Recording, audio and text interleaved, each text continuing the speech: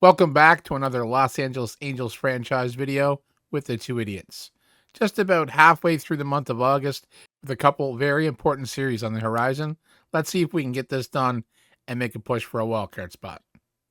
With an impressive end of the road trip with a 5-game win streak, we take the day off and we head home to host Houston. Now, this next 3-game series is really pivotal. The division is pretty close, and we need these wins like people need oxygen. So Daniel Espino, put your fucking game face on, and hopefully Hayden Wieneski hasn't his game face on. As Panther said, this is a very pivotal series. It's so important as we are now suddenly in the hopeful category of trying to get a playoff spot, and we are facing the division leaders. The Houston Astros are losing this game by 1 run, but they've got 2 men on. We get a first out, well, first in the critical situation here, from Martinez very quickly. And now only 1 out to go. Can Martinez hold them off and save this game? Swing and a miss from Diaz. And this could be really huge for us. If we can pick up 2 out of 3, or even possibly go for a sweep, as that's hit weakly from Diaz, and Martinez has done it! Yes! That's a big-time victory here in Game 1 as the Angels are 1 game closer to moving up in the rankings and creating some separation in the wild card race. Suddenly, there's a chance.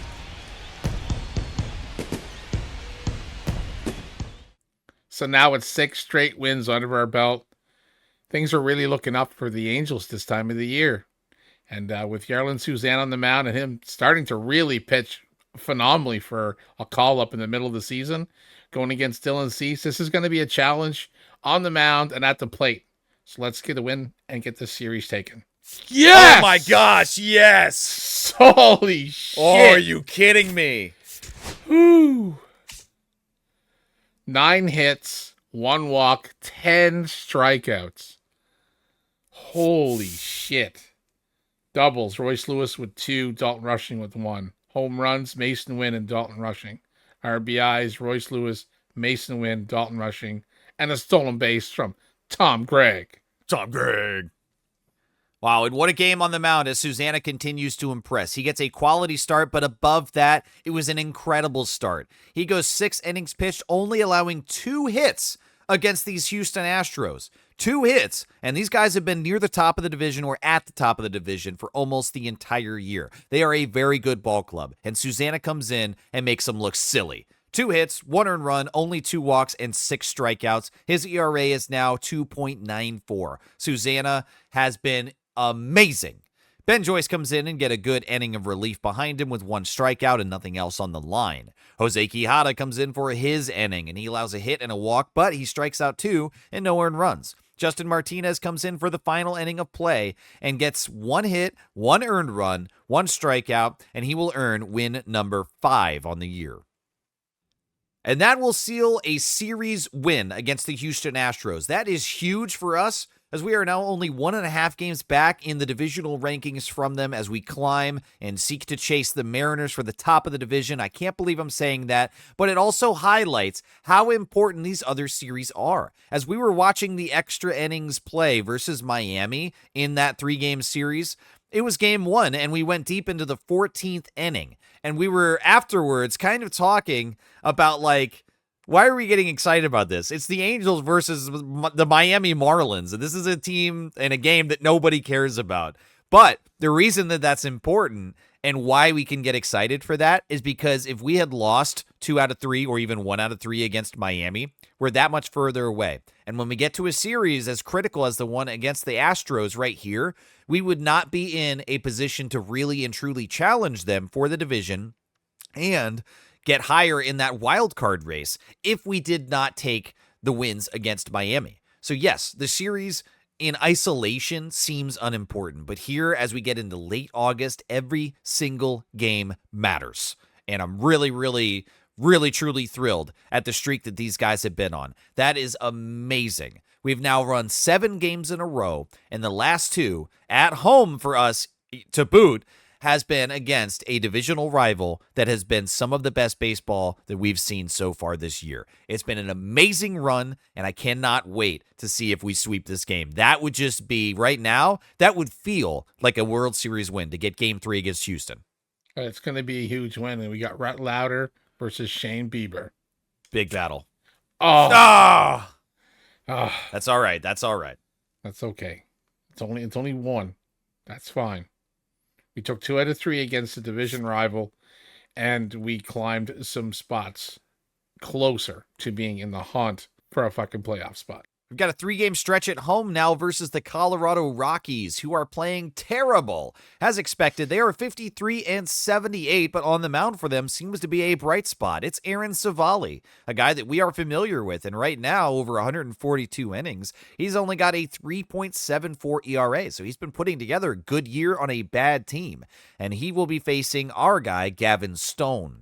He's gotten 128 innings pitched to this point with still a very low, only 76 strikeouts, but his ERA is at a 3.65. So he's been able to figure out ways to get this done without striking out a ton of batters. So let's see if we can humiliate the Rockies and sweep this, because that would probably get us right there at the top of the division. Let's go. Of course not. Oh, yeah, fall out of the bed right on our faces. This is why people shouldn't dream. No, I'm kidding. That's extreme. That's an overreaction. Just a little bit, yeah. Just a smidge. That's all right. That's all right. It's only 2 losses in a row. We've been on this trail before. So let's look forward to game 2 against Colorado. Who do we got? We've got Luis Garcia coming back to the mound, and that's somebody that we've been able to rely on over and over again. He's looked great, especially in the last month of play. Casey Mize on the opposite end for the Rockies has also been doing kind of okay this year. Not really great, but not really terrible. 124 innings pitched with 80 strikeouts and a 4.34 ERA. So I like the matchup. Can we take game 2? Yes. Yes. All right. Back to our winning ways. Yes. 10 hits on the day, 4 walks, 7 strikeouts. At the plate, doubles from Dubon and Lawrence Butler, home runs from Dubon and Chase DeLauder, RBIs Dubon, Butler, DeLauder with 2, Kyron Barris with 1, and unfortunately the errors are back with Travis Bazzano with 1, but Kyron Barris had a stolen base.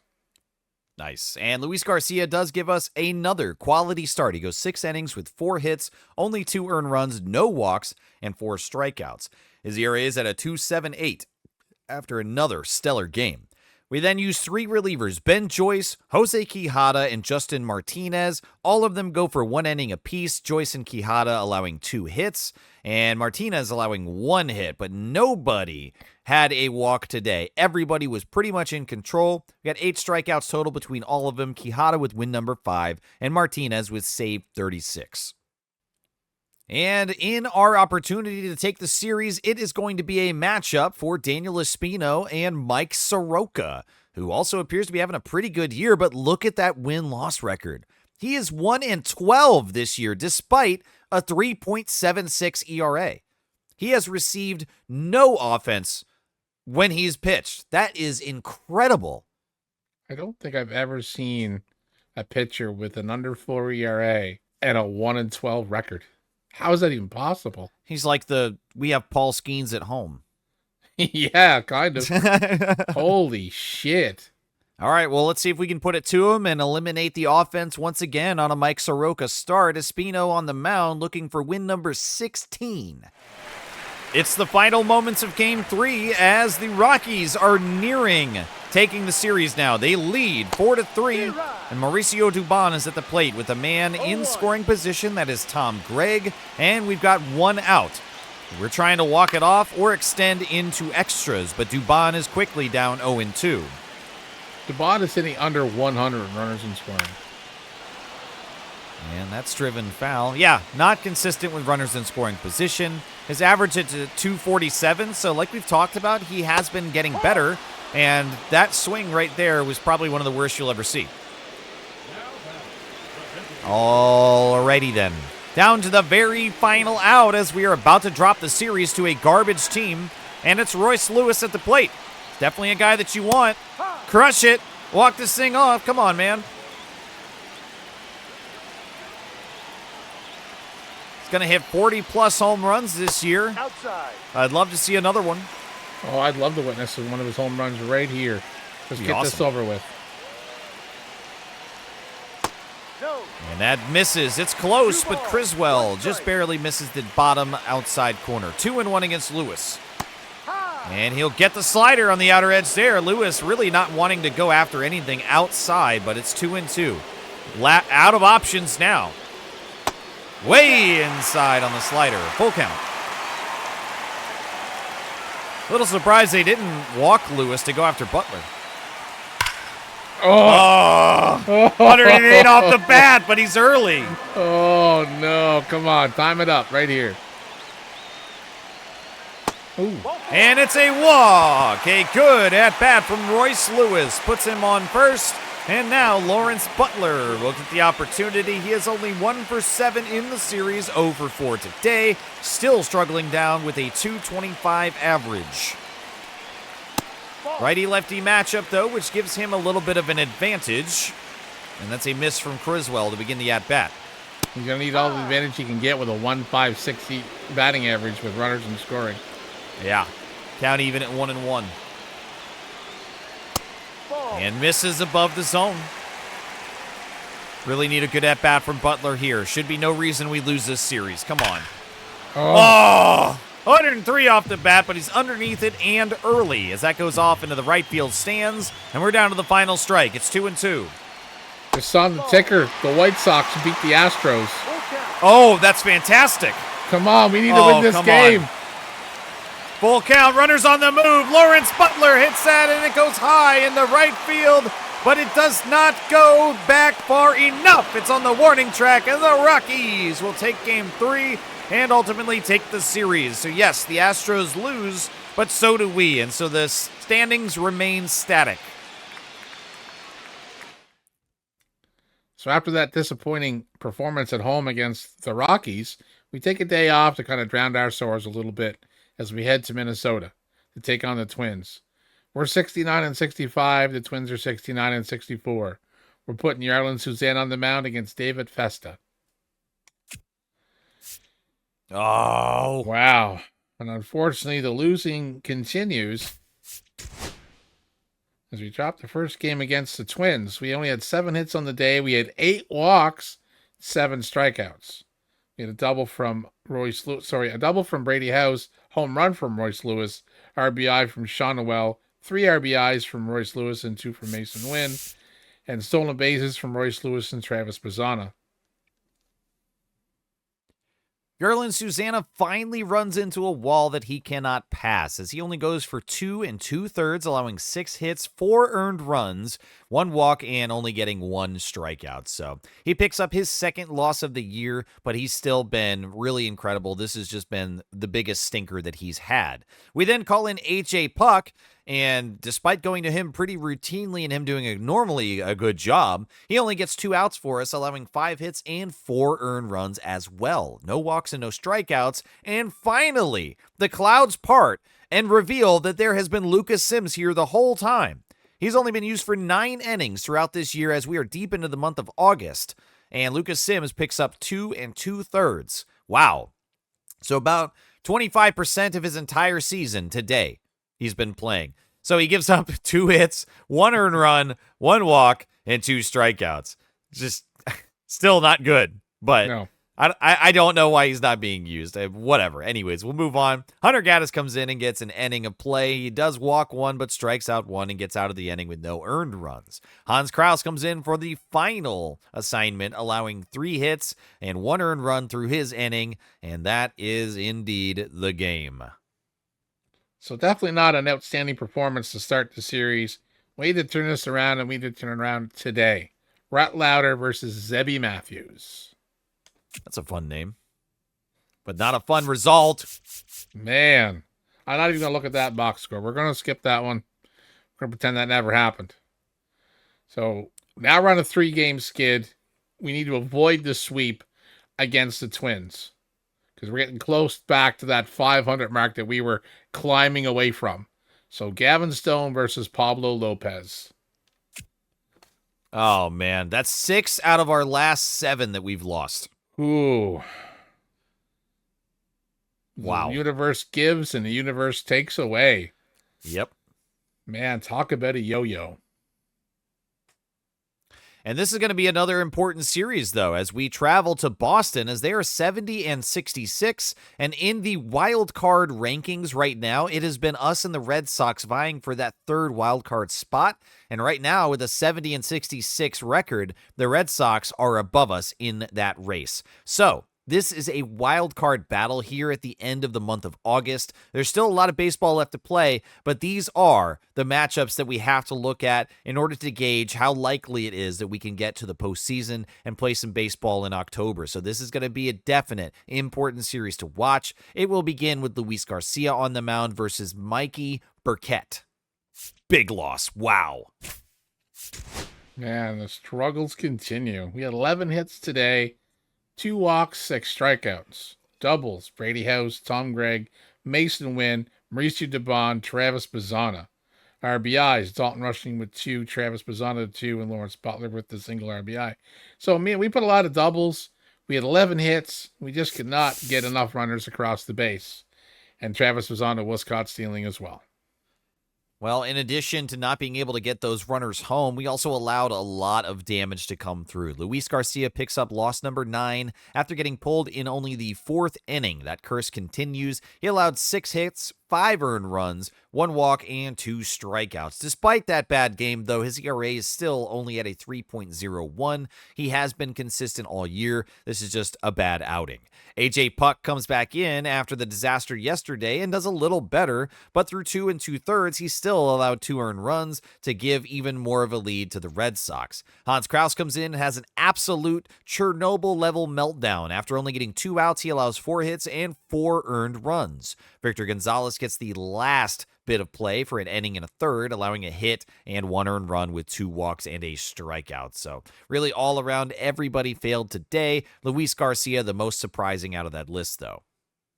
It's been a very challenging stretch as we have lost 7 out of our last 8 games, despite the promise that the middle of August gave to us as we took a series against a tough team in the Atlanta Braves. We swept the Miami Marlins, which was a great result, if not somewhat expected. And then we struggled and battled to win 2 out of 3 against Houston, our divisional rivals that have been near the top of the rankings. We then lose a series to a joke of a team in the Colorado Rockies and get swept by the Minnesota Twins, lose game 1 against Boston. It seems as if the playoff race is slipping right out of our fingers. Can we find any redemption and any reason to continue to hope with Daniel Espino on the mound versus Cutter Crawford in game 2?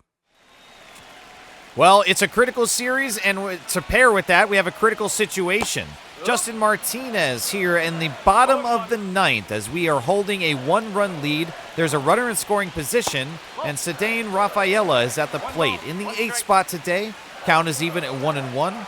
The Astros on the bottom ticker rallied, and they won their game today. That's in the dirt. No move over. So with the Astros winning, it's definitely something that we need to try to emulate. The Athletics have also won against the Padres. And so the division seems to be staying exactly where it is. Everybody but us winning. But now there's an opportunity as Rafaela grounds out to first. The runner advances to third. And it's Marcelo Meyer. Meyer? Mayor? Meyer? Mayor. Meyer? Mayor. Meyer? I don't know. But there's 2 outs. And that's strike 1 on the splitter.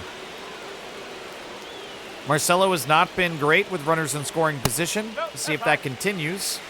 Martinez working on a righty-lefty matchup here. And that one's fouled away down to the final strike as Martinez is about to save this game. Whoa.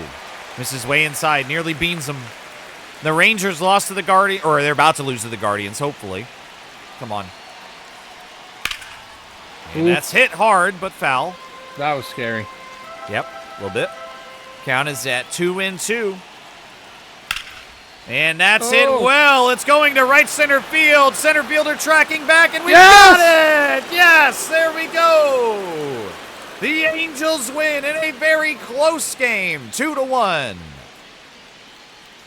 We were able to pull out the win in Game 2. Martinez getting the great save for us as we got to witness that critical situation to pull us back above 500. And if we can take Game 3 here, it would be a big-time victory for us, as that would pull us back into a half-game separation between the final wild card spot between us and Boston. Like I said, this is a battle for the wild card as of right now. Still plenty of baseball left to play, but it is between us and Boston. And there's a 1.5 game degree of separation. If we go up to 71 and 69, Boston drops to 71 and 68, and it is that much closer. We are also still within 3 games of moving up in our divisional rankings. Currently, the Athletics are above us. Jarlin Susana comes back and is going to seek a redemption game after he took a loss in his last outing, and he is facing Garrett Whitlock, who has gotten 10 losses so far this year. Through 129 innings, he has only struck out 93, and his ERA is at a 4.52. There is an opportunity to be had. Can we take it? Yes! Oh my gosh. Yes, Susana! Oh, Susana!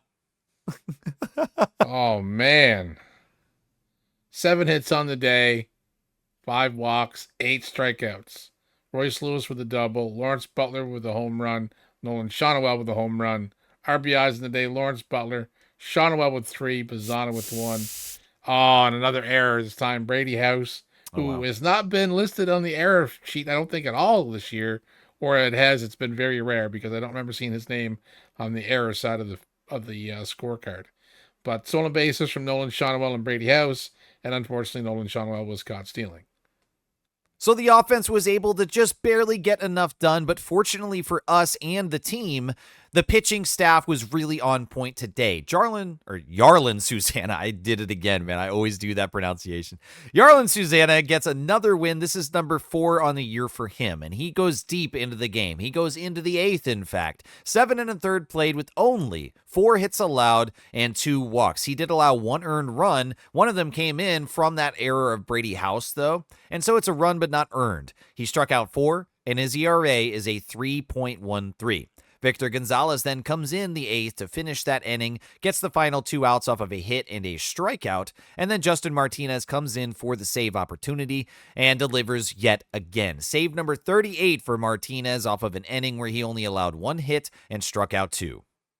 For the September call-ups, it is time to make some choices, and we have selected Ashton Para, a relief pitcher. He's only 22 years old, but he's got high potential, and his overall is at a 70, which is comparable to a lot of major league level players right now. He throws righty, and he throws pretty well. He's got a +6 to his hits per 9 right now to bring him up to an 84. That's near elite status. Everything else is kind of middling or league average, but when you get to clutch, it is concerning. He has increased it by 4 points so far this year, and his MLB stats are looking...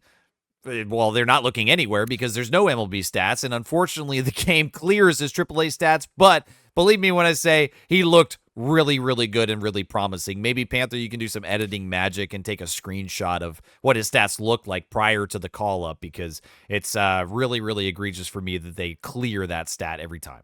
Yeah, that's a pretty stupid thing to do. I mean, it wouldn't be hard just to leave the stats there. For our second September call-up, we are choosing Carlos Chavez 1. That's right, 1, not the first. It's because we have 2. And this is how we rank them so far. He's 18 years old. His potential has already seen an upgrade. He's a 70 overall and still climbing, a right-handed bat who is only 18 years old, but despite that, his fundamentals are looking fantastic. Vision, discipline, and clutch is what we refer to as the fundamentals or fundies, and they are very, very high. Higher, in fact, than a lot of guys in our current lineup. To go with that, he also has pretty good contact ratings, 59 and 62, and that 59 comes with a +5 increase to contact righties, so he's been really putting it together against righties, and that's really valuable as well. A right bat that can hit righties is very good for us. The power has seen a little bit of an increase, and we've also got his durability coming up. The fielding is in a good spot, but the arm and accuracy are a little lower than what we'd like to see, but they are progressing at a rapid pace. He is also very quick, and he likes to use that speed to steal bags. So Carlos Chavez could be a great utility guy for us in either a pinch hit or a pinch run situation, but I doubt that he'll see play in the field. But either way, he definitely gives us the opportunity for a consistent bat, and his stats down in the minor leagues also were very, very impressive. So hopefully between Parra and Chavez 1, we can get a little bit of a boost to give us that final push into the playoffs through the month of September.